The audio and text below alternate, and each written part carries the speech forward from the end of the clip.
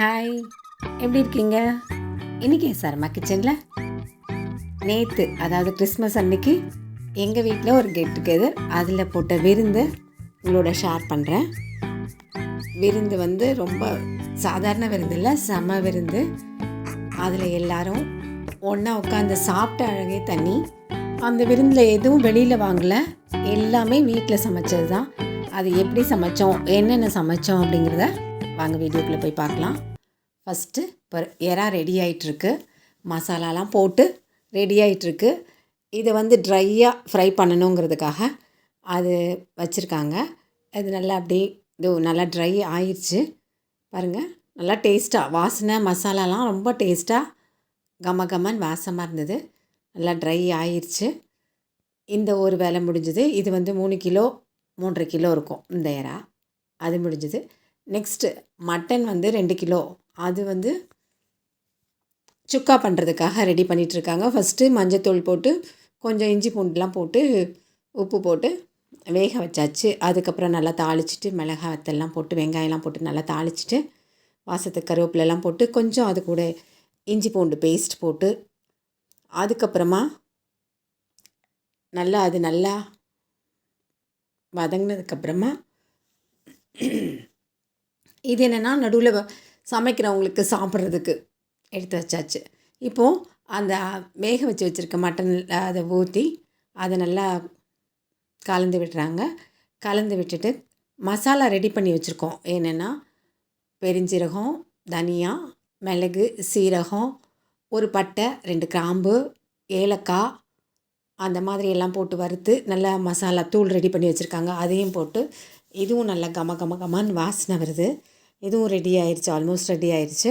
இதையும் இறக்கி வச்சிடலாம். நெக்ஸ்ட்டு மேரினேட் பண்ணி வச்சுருக்க சிக்கன் 65க்கு எல்லாம் ரெடியாக முதலே பண்ணி வச்சாச்சு. அதையும் வறுத்து எடுத்து அது ஒரு 3 கிலோ அது ரெடி ஆயிடுச்சு. நெக்ஸ்ட் என்ன அப்படின்னு பார்த்தா ஒயிட் ரைஸ், அதுவும் ரெடியாக இருக்குது. ஒயிட் ரைஸ்க்கு தயிர் தாளித்து வச்சாச்சு. மீன் குழம்பு ரெடி பண்ணி வச்சாச்சு. வவ்வால் மீன் ரெடி பண்ணியாச்சு குழம்பு அது. அதுக்கப்புறமா ஆனியன் ரைத்தா, அதுவும் ரெடி ஆயிடுச்சு. இப்போது ஹைதராபாத் சிக்கன் பிரியாணி செய்கிறதுக்காக 3 கிலோ சிக்கன் தேவையான மசாலாலாம் போட்டு மேரினேட் பண்ணி முதல்லையே வச்சாச்சு. ஃபஸ்ட்டே ஒரு 5 மணி நேரம். இதுக்கு நிறைய 2 கிலோவுக்கு மேலே வெங்காயத்தை நல்லா இந்த மாதிரி பொன்னிறமாக வறுத்து அது ரெடி ஆயிடுச்சு. இப்போ சமைக்க ஆரம்பித்தாச்சு.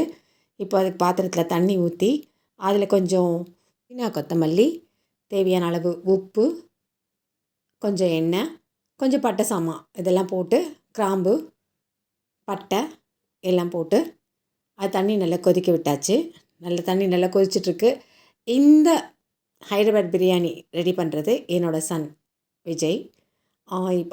பிரிஞ்சி இலை எல்லாம் போட்டு நல்லா மலன்னு கொதிக்கும்போது ஏற்கனவே ஊற வச்சுருக்க 1/2 hour ஊற வச்சுருக்க பாஸ்மதி ரைஸ் அதை எடுத்து சேர்த்தாச்சு. இது 3 கிலோ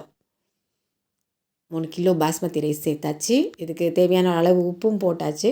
இது வேகட்டும். இது ஹாஃப் குக் தான் ஒரு 60% குக் பண்ணால் போதும். மற்றபடி அதுக்கப்புறமா குக் ஆகிடும். இப்போ பாருங்கள் நல்லா வெந்துருச்சு. இப்போ மேரினேட் பண்ணி வச்சுருக்க சிக்கன் மேலே ஒரு லேயர் இதை வடிகட்டி அப்படியே தண்ணியை எடுத்துட்டு அதை போடுறாங்க. ஒரு லேயர் ரைஸ் போடுறாங்க.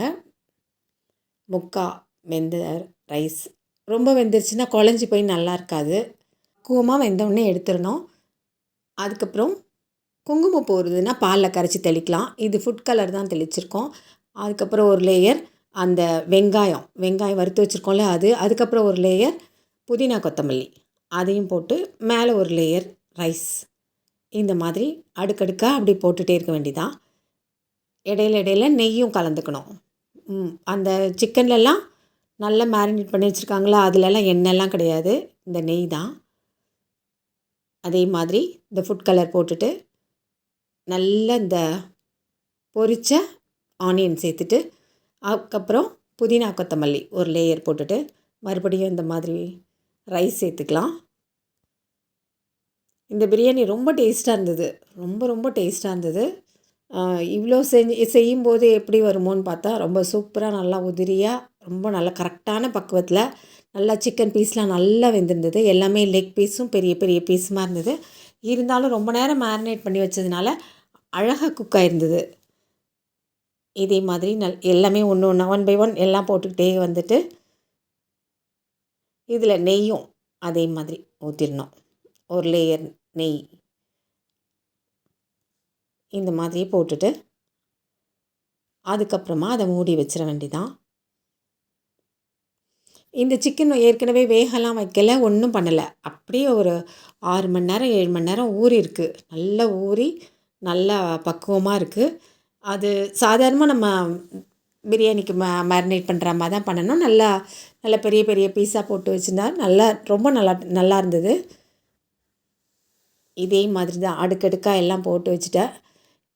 இந்த வெங்காயம் டேஸ்ட் கொடுக்குறதே நல்லா அந்த வெங்காயம் வந்து ஃப்ரை பண்ணுறது ரொம்ப முக்கியம். ரொம்ப கரிஞ்சிடக்கூடாது. அதே சமயம் நல்லாவும் ஃப்ரை ஆகிருக்கணும்.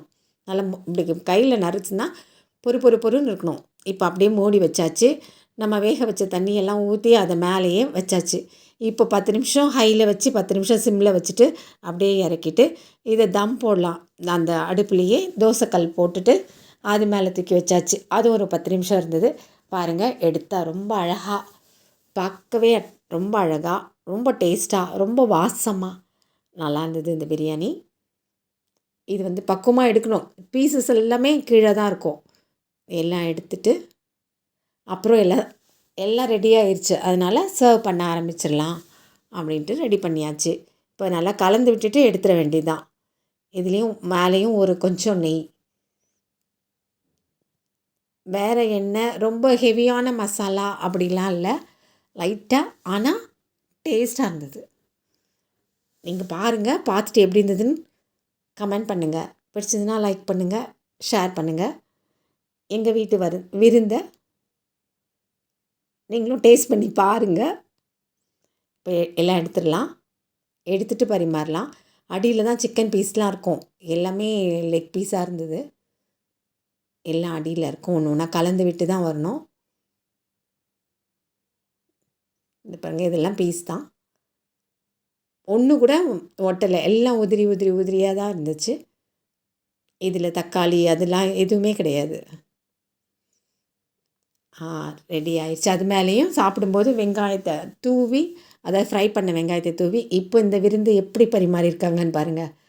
எல்லாம் பேராக உட்காந்து நல்ல எல்லா இலையும் விரித்து போட்டு எல்லாமே வச்சு பரிமாறி, இது ஒரு நல்லா எல்லாம் ஜாலியாக எல்லாம் சாப்பிட்டாங்க. முட்டையும் இந்த மாதிரி அழகாக அரேஞ்ச் பண்ணி வச்சாச்சு. இந்த விருந்து உங்களுக்கும் பிடிச்சிருக்கோன்னு நம்புகிறேன். பிடிச்சிருந்தால் மறக்காமல் லைக் பண்ணி கமெண்ட் பண்ணுங்கள், ஷேர் பண்ணுங்கள். சப்ஸ்கிரைப் பண்ண மறந்துடாதீங்க. பாய்.